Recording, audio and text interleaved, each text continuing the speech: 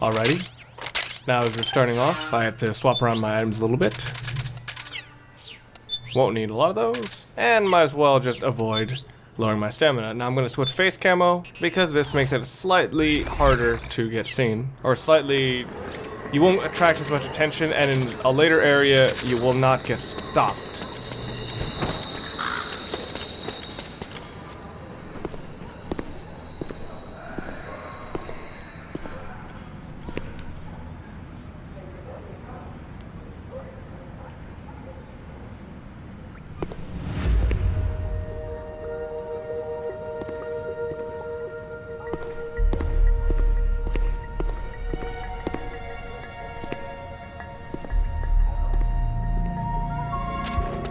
Good! You found a resistance member. Now tail them without letting them know you're there. Okay, I'm going to a bit of effort to run fast here, but you're on his timer.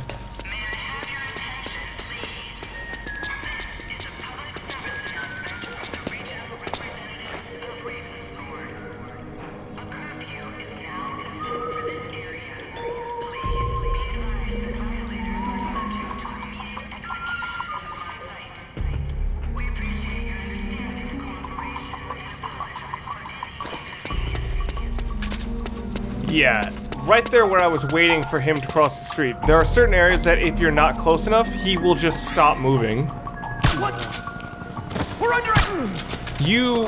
knocking out those two guys, you have to do it in a specific way where you don't make any extra noise. Because otherwise, as soon as they wake up, they're going to just call for the caution status. And that will make this part even longer than it already is.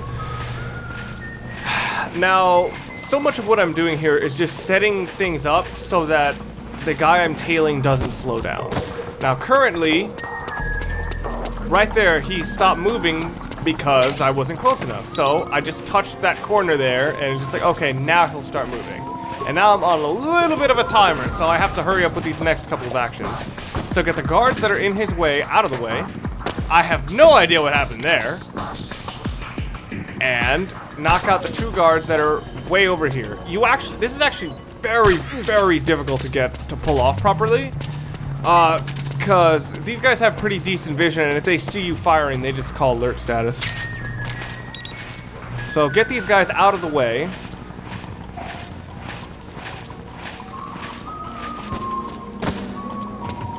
Or you might think, I was like, oh, why didn't you just like do this ahead of time and then just let him come at whatever pace he wants? Well, in this difficulty, tranquilizers have been nerfed rather significantly. At most, they last like maybe 90 seconds? Like, these guys wake up, you'll hear it soon enough. Like, the tranks are no longer the, oh, they'll be out for hours, weapon that they used to be.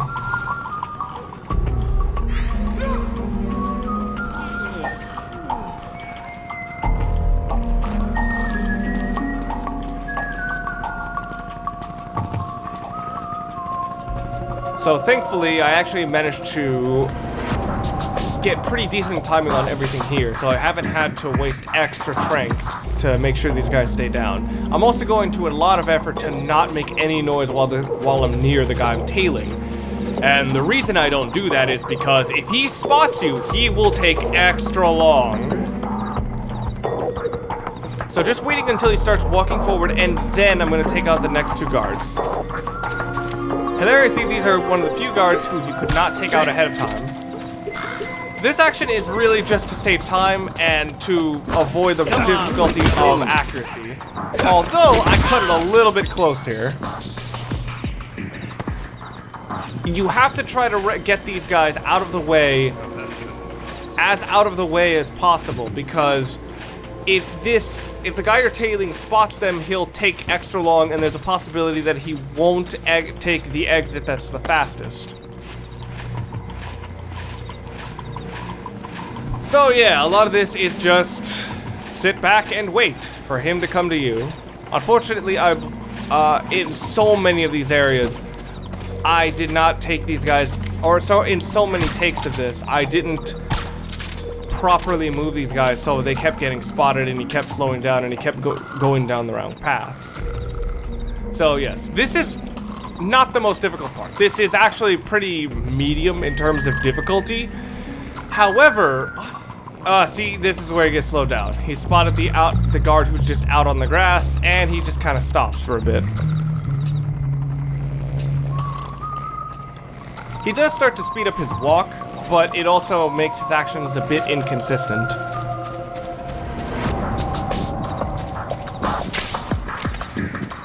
Alright, get some spare ammo. And pretty free, as opposed to before, where I had to go out of my way for it. I also should be trying to get as many of my opponent's guns, or as many enemy guns as I can, because I'm actually kind of low on points somehow. I'm not sure what I've done incorrectly, but I actually do not have enough to afford a weapon I need for an upcoming boss fight. So I may have to ad-lib a bit and come up with a new strategy. Anyway, so this is the moment of truth. Will he go down, or will he stay up and go down the wrong path? Well, he'll always go down a bit. It's just like afterwards, it's like, okay, is he going to play ball here? So, I'm gonna have to take out these two guards here. You can't see one, so you have to attract one over by knocking out the other.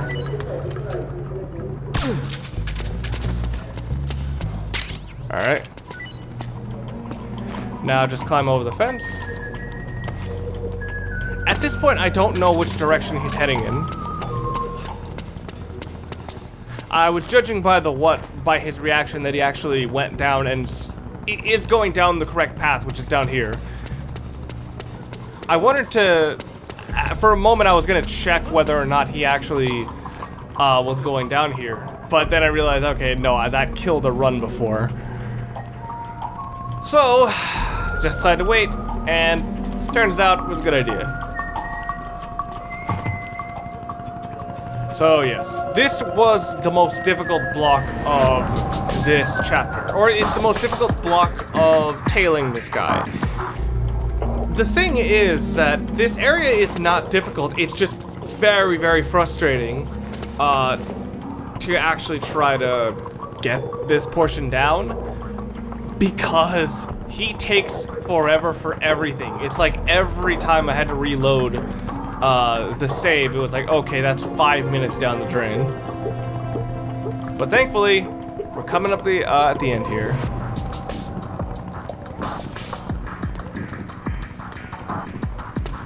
Okay, at this point, I don't believe, even if you fire a gun, I don't think he'll actually turn around. Because right here, you can just dive in front of him, no reaction.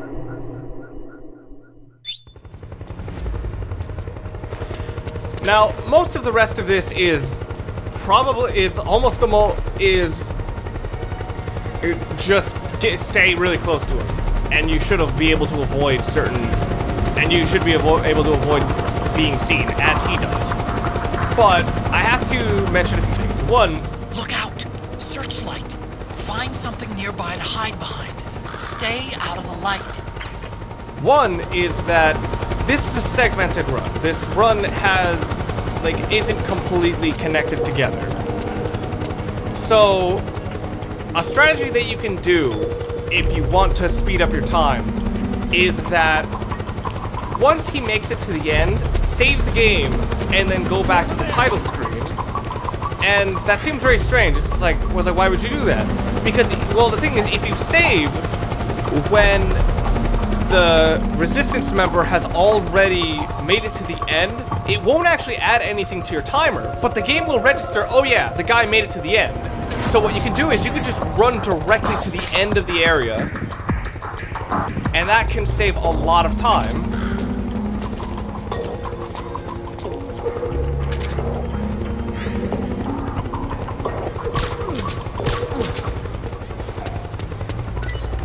So right there, I don't actually think you need to knock out those two guys, but I need some money for a gun later. And so just waiting for him to be around, for him to get out of the way.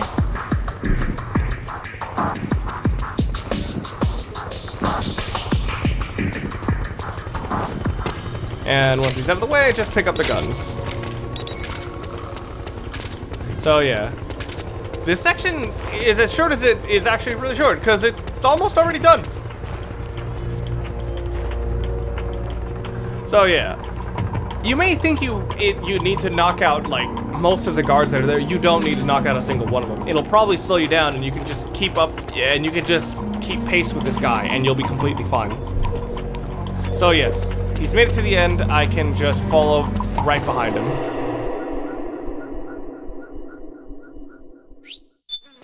Oh boy, and this is probably well, this isn't the longest section. That's still the first one, but it's the one that feels the longest.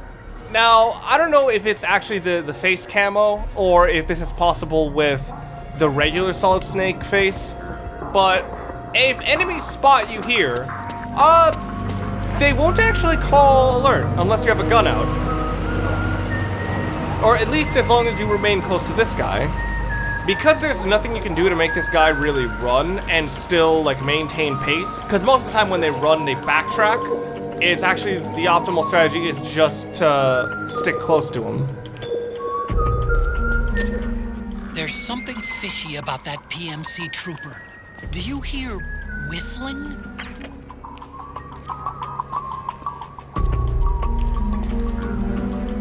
Huh?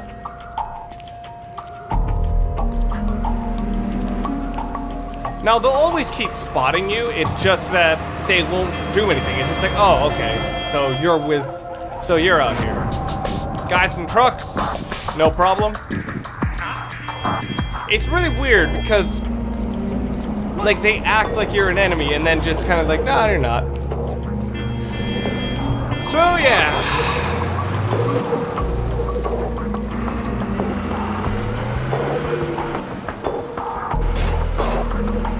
Okay, so there's a few things I have to mention. One is that shortly after this tailing section, gameplay-wise, is going to be a shooting gallery. I'm actually probably going to have to be far more aggressive in how I fire than at any other point in the run, because I actually need a lot of points for a weapon I need to get. Hence why I also picked up weapons from bodies I knocked out. So take that as my explanation for later on. Now, of course, it's just like, why are you saying that now instead of then? And it's like, well, because there's not much going on. Just follow this guy. Again, you might think, oh yeah, you should probably knock out the other guys, but he won't speed up. So it's not gonna matter. Might as well just save your ammo. Also, just minor observation I made here. Like, around the second half of this, I started, like, pointing my camera more upward, which is more of a, like, mid-2000s thing to do in terms of gameplay. Because if you think about, like, the RE4 style camera where it's slightly tilted downwards, it gives you a better sense of, like, control, or it gives you a better sense of how far away enemies are, because you can see their feet relative to you. But it's just like, it's weird how when I started pointing the camera upward, it's like everything started feeling far more big. So it's hilarious how presentation differences can take away some aspects but improve other ones.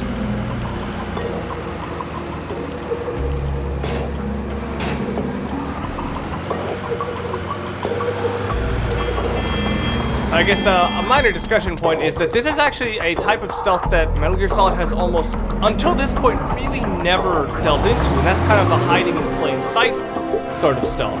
It's the sort of thing you see in Hitman, where it's, where if people spot you, it's like, okay, so what? It's a bald guy. It's, you know, what's weird about that? In many other cases, in most of the other Metal Gear Solid games, you're constantly in places you're really not supposed to be. So it's like, yeah, it's like, who's that guy? It's like, you're not supposed to be here. But in this case, it's like, it's a European street. So yes, I think I went in first person because I just thought a weird observation was that it looks like, I don't know if it's just the shirt going over his pants, but it kind of looks like they're like his pants have like a weird tear on them or something. So anyway, more points.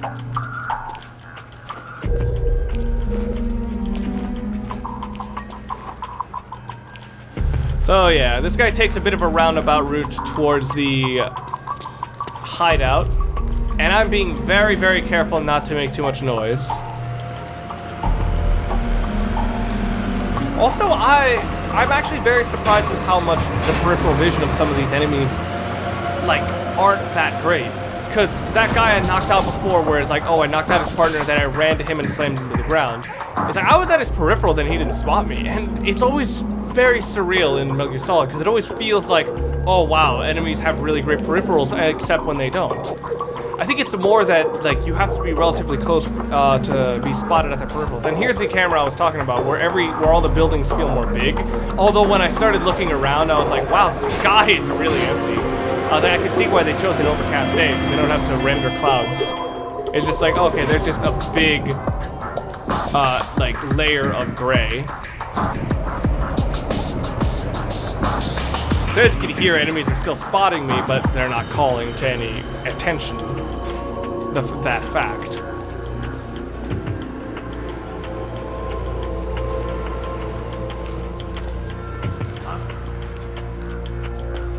Now, as I'm hiding in plain sight, you may think, okay, this guy is going to turn around to eventually turn around to make sure he's not being followed, which is hilarious when you think about how obvious I've made my stalking here. Well, quite thankfully, or quite conveniently, there's just a doorway that I can hide behind right here. And actually, it's really funny. I blend into the wall really well.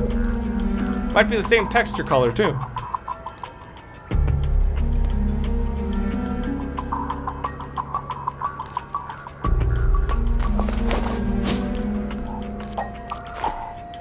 I'm not sure how you hide a leather coat under there, but whatever. So we've made it to the end of the tailing section. Now let's see who the leadership of the Resistance is.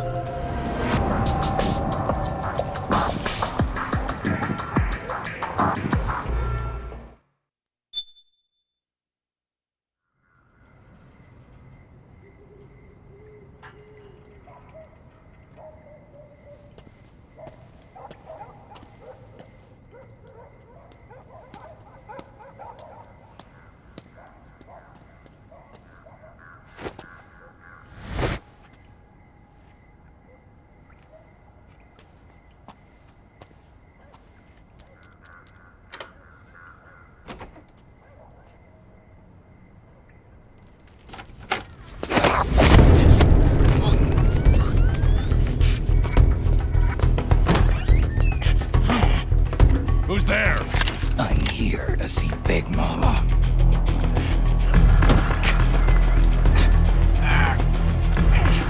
Is this the guy? What do you think? I didn't hear him coming at all. He's gotta be the one. Yeah, but look at him. He's ancient.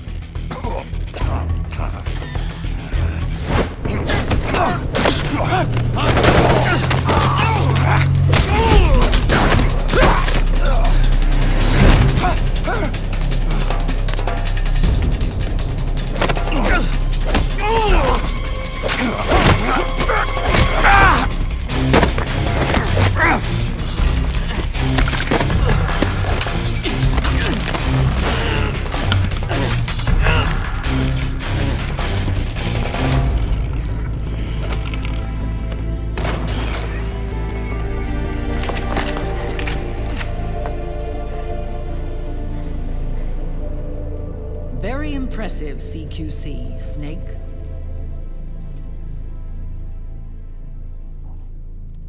No doubt about it. He is the legendary soldier.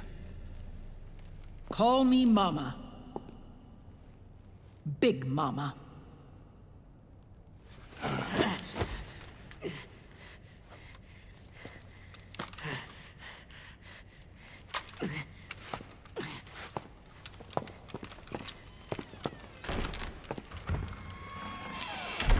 I need to talk to you. Raiden sent me. My, how you've grown, David. It was you, not I, who was created from the rib of man. But I gave you life. I am your mother.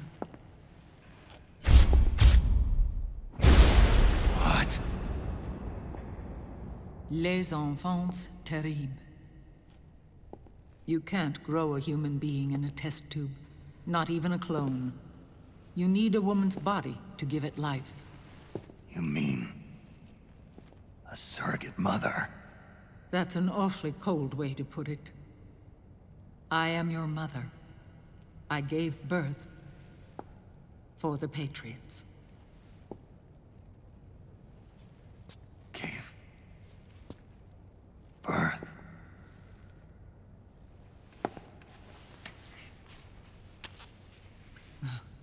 The forbidden fruit. Appropriate. No?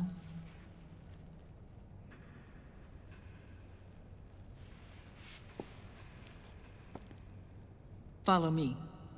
I'll explain everything.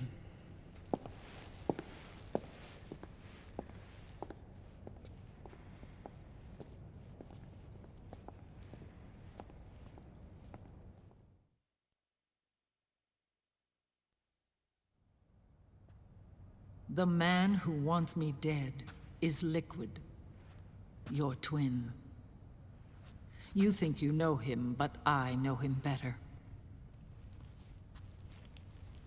He was once Ocelot, but Liquid has taken control of his soul. And now he's locked in a bitter struggle with Zero, Zero.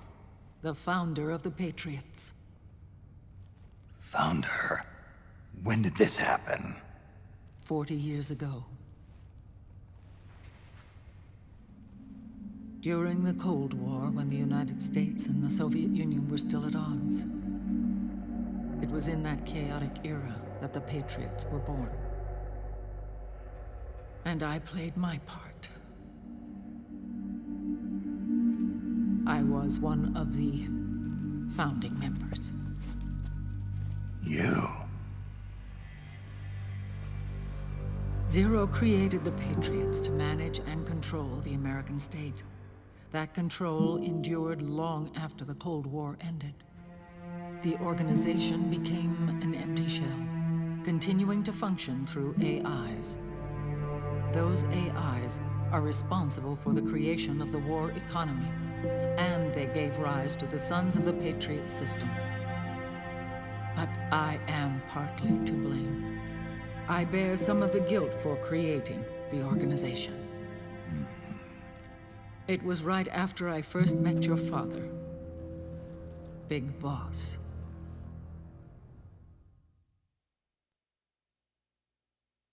Back in 1964, I was ordered to take part in a CIA op called Operation Snake Eater, which concerned a new weapon the Soviets were developing at the time.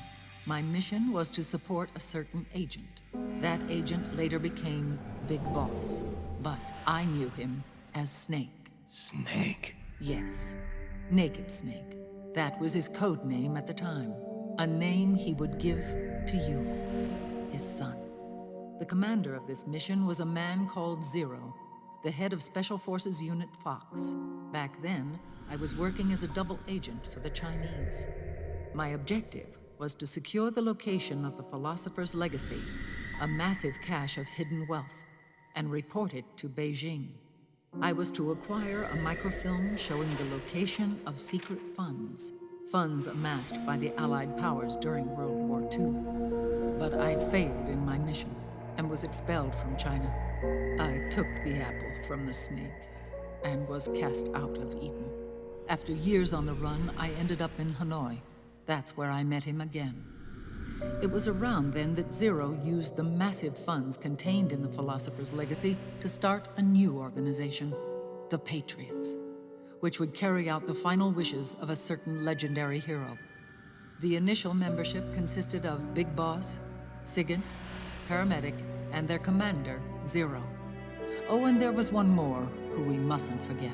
He stayed behind in the Soviet Union to support the group as an informant, Ocelot, who is now Liquid. After your father rescued me in Hanoi, I went to America and joined their organization. Zero's goal was to achieve a unity of thought and awareness. He believed that was what the boss wanted, and the rest of the Patriots followed his lead. The boss? The boss was a legendary hero from the Second World War, known as the Mother of Special Forces. She had an almost overwhelming charisma about her. The CIA feared this, so they had her eliminated. If she had survived, the world of the 21st century might have been a very different place. We were all influenced by the boss's will. It was what drove us to create this organization, to be closer to that spirit. Zero decided that in order to lead the people, we needed a special kind of icon. So we turned to Big Boss, the last son of the boss. He shared more of her life than anyone else. It was Big Boss, the true heir to her legacy, who was best suited to play this role. Zero elevated Big Boss, the hero who saved the world, to the status of an idol. The truth behind Big Boss became riddled with exaggeration, misrepresentation, and outright lies. Zero disseminated these stories among the masses and gathered the rich and powerful to his banner.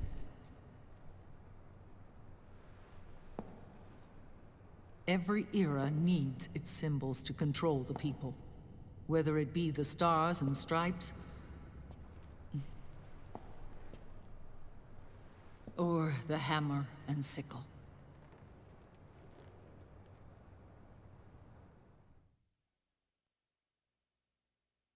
As the times and currents of politics changed, so too did Zero. Eventually, he became a prisoner of his own lust for power, sparking friction between him and Big Boss, who resented playing the puppet. With Big Boss drifting away, Zero realized he would need insurance. Something that would perpetuate the existence of Big Boss, their organization's icon. And so Zero secretly embarked on a new project, Les Enfants Terribles. Its goal was to create a clone of Big Boss, the ultimate soldier. The project was led by Dr. Clark, known at the time as Paramedic. After dozens of failures, they finally, miraculously, succeeded in producing a fertilized egg. The egg used in the successful in vitro fertilization came from Dr. Clark's assistant, a healthy Japanese woman. Blood from the east flows within your veins. Give birth to Big Boss. To realize this, I asked to serve as the surrogate mother, and was more than happy to carry you in my womb. I loved him. 9 months later, I gave birth to 2 Big Bosses, you and Liquid. It didn't matter that you were clones, or that they had manipulated your DNA. You were born the same way as any other normal child, from your mother's womb. But Les Enfants Terribles proved to be the final straw for Zero and Big Boss. Determined to oppose Zero and his plans, Big Boss broke away from the Patriots. He left the States, created his own mercenary company, and drifted around the world. I'm sorry. Your father never wanted you. Human life isn't meant to be manipulated like that. I knew that, but I wanted you. After Big Boss left, Zero really lost control. What Zero wanted was an orderly world, one governed by rules. His fortune grew through countless wars, and his words influenced decision-making all the way up to the Oval Office. As the world saw the rise of digital technology, IT, the internet, and genetics, the Patriots' power grew immense. Their roots spread and took hold throughout the globe. In time, they began to dictate the fate of entire nations from the shadows. And before we knew it, the Patriots, the proud police of the world, started bringing an entire planet under their control. Okay, so here I'm actually going to be showing a bit of extras. I'll be leaving the rest of the cutscenes for later on, but here's something that can happen. So if he goes down the wrong path near the end of the first section, he'll go down over here, which is actually where one of the Akina posters is. So that's for a good. So that's cool if you want the trophy. Akina.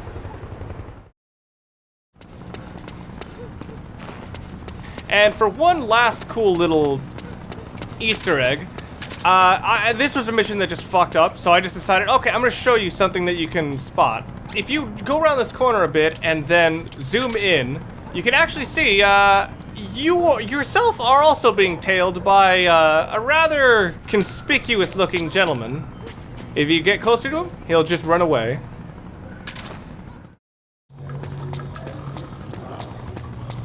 And over here is I'm actually going to show you a fuck up of mine. What happens if he spots you? First, he tries to go into hiding. And then... Who's that? He'll just start trying to call you out. Now, in a very, very weird decision, he actually backtracks to a point that is actually ahead of him. Most of the time he goes backwards. Somehow here he didn't spot me. And I was thinking, oh, I'm safe in hiding here, so this will just make for a really weird take. But eventually he does spot me, and this actually shows what happens. Once he spots you and then gets an extended look at you, he will actually just pull out a gun and start firing. Who was that? Stay back!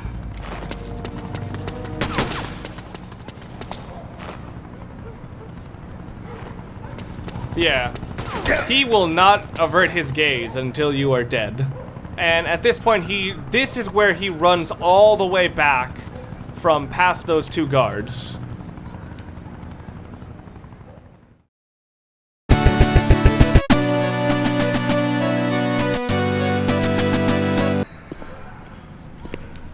It makes cutscenes look hilarious, though.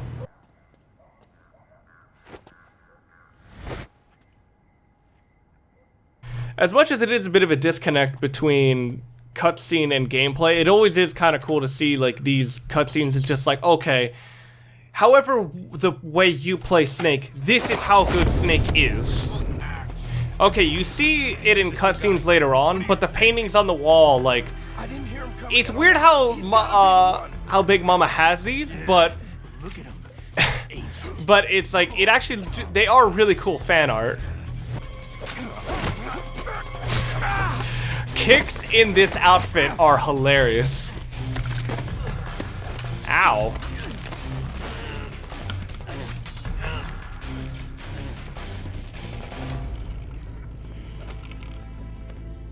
I've never seen someone try to put apply a hammerlock via a gun rifle.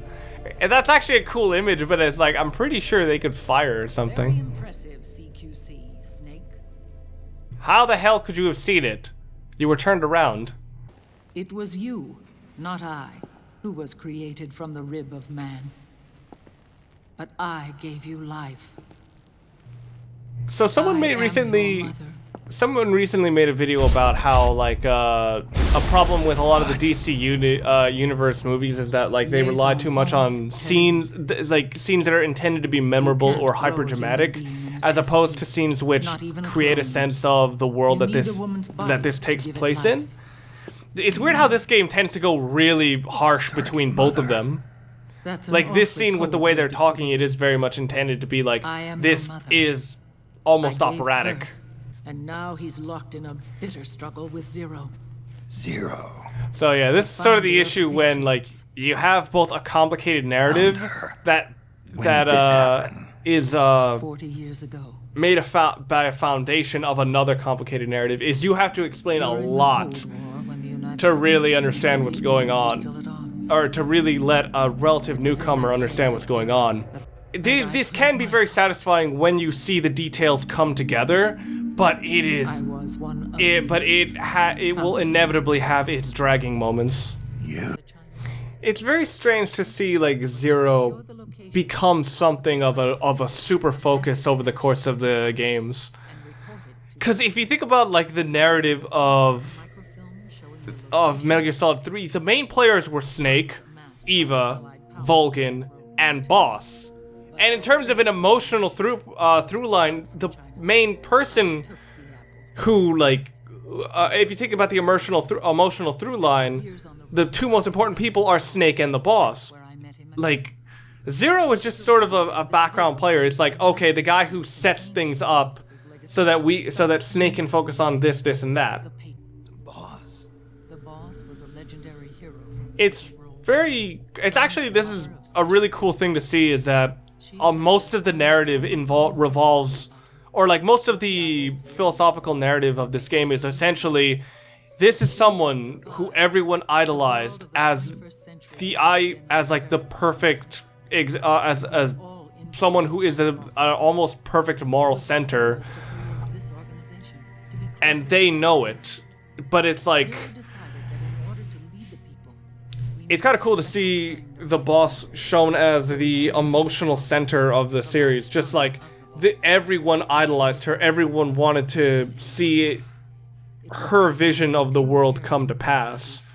But then everyone has a different vision of what her words meant. It's actually kind of cool how she is essentially like, her words are essentially the Bible of everyone else trying to shape the world. Yeah, again, a lot of this does come off like trying to recreate someone who is already, who they considered a symbol of perfection, whereas like the way they're shaping the world is a symbol of just like them trying to emulate the world that the boss wants, and they have their perfect icons. It's like, okay, we have to recreate that again. That's actually kind of a cool, that's kind of a cool narrative here. I gave birth to two big bosses, you and Liquid. Still not sure where Solidus came from. Your father never wanted you. Something just very grim about that line. Your father never wanted you. Yeah, I burned his ass to the fucking ground. And at 1823, we have our grunt of the night. While breaking into the Resistance's mansion, Snake knocks over a guy, and that guy goes, "Thanks for watching, and join me next time." When Big Mama finishes her monologue, we go on a bit of a shooting gallery on motorcycles, and we meet the next Beauty and Beast boss battle. See you guys then.